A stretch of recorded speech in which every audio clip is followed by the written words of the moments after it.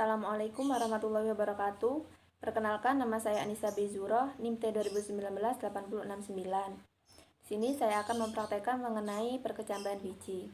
Bahan yang pertama yang kita butuhkan yaitu berupa biji kacang tolo, yang kedua biji kacang hijau, yang ketiga kapas, yang keempat air, dan alat yang kita gunakan berupa cup jelly, sendok, dan juga penggaris.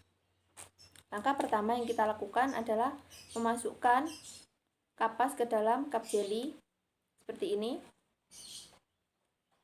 yang nantinya akan diisi dengan biji kacang hijau atau biji kacang tolo.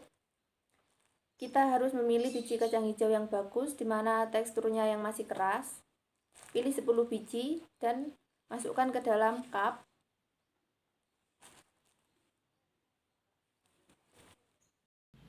Setelah semua cup diisi dengan kapas, selanjutnya kita tinggal memasukkan biji dari biji kacang hijau dan biji kacang tolo ke dalam masing-masing cup.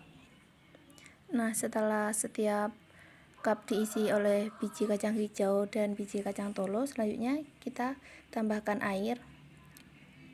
Masing-masing cup 1 sendok.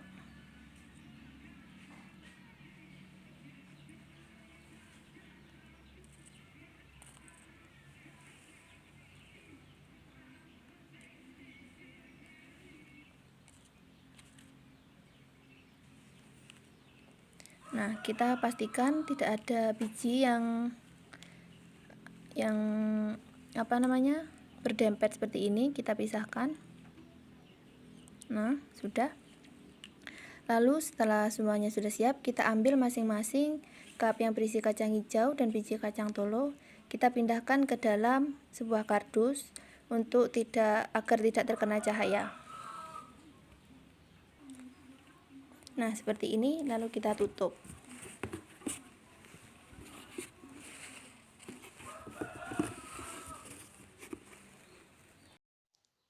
Pada hari pertama pengamatan, kita dapat mengetahui biji kacang hijau yang diletakkan di tempat terang sudah mengalami perkecambahan. Jumlahnya yaitu 9 buah.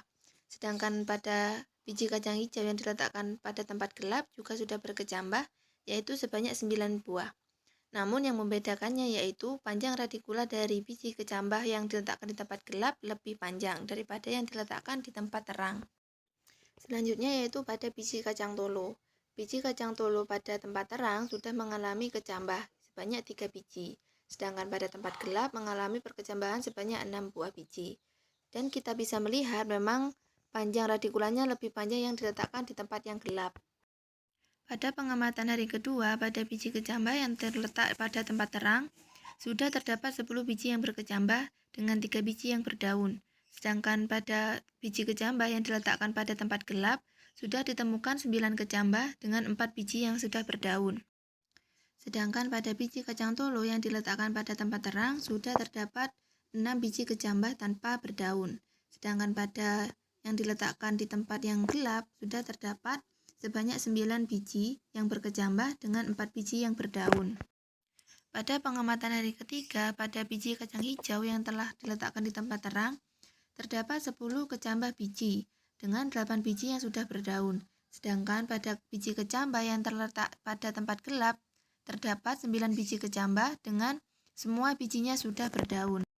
Sedangkan pada biji kacang tolo yang diletakkan pada tempat terang, sudah berkecambah sebanyak 7 buah, tetapi tidak ada yang berdaun. Sedangkan pada biji kacang tolo yang diletakkan di tempat gelap, sudah terdapat 9 buah biji yang berkecambah, dengan 5 biji yang sudah berdaun. Pada hari keempat, kita bisa melihat perbedaan yang cukup jelas antara biji kacang hijau yang diletakkan di tempat terang dengan biji kacang hijau yang diletakkan di tempat gelap.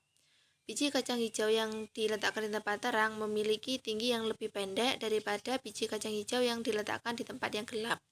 Selain itu, biji kacang hijau yang diletakkan di tempat yang terang, warna daunnya lebih hijau dan lebih lebar.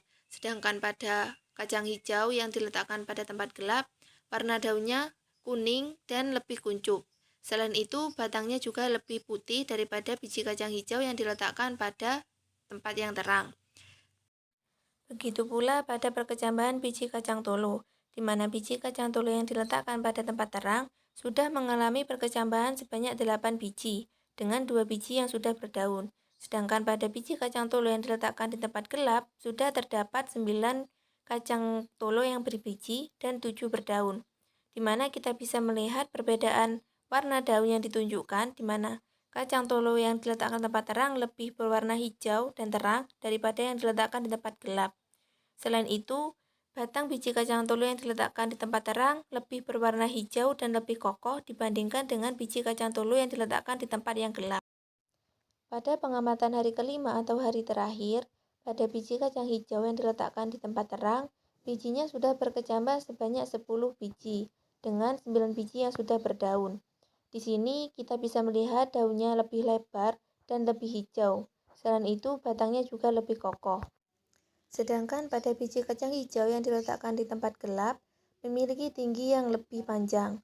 Selain itu, di sini terlihat bahwa batangnya lebih tidak kokoh daripada biji yang diletakkan di tempat yang terang. Daunnya juga terlihat lebih pucat karena berwarna kuning. Di sini kenapa bijinya hanya tumbuh 9? Karena terjadi pembusukan pada biji kacang hijau yang diletakkan di tempat yang gelap. Sedangkan pada pengamatan biji kacang tolo di hari kelima ini, biji yang terkena cahaya matahari sudah berkecambah sebanyak 8 buah biji, dengan 4 biji yang berdaun. Sedangkan pada biji yang diletakkan di tempat yang gelap, sudah terdapat 9 buah biji yang berkecambah dan semuanya berdaun. Pada pengamatan ini, terdapat beberapa biji yang gagal berkecambah karena sebuah pembusukan. Nah, hal ini akan dibahas nantinya pada laporan bagian pembahasan. Pada pengamatan ini juga ditemukan beberapa biji yang gagal berkecambah.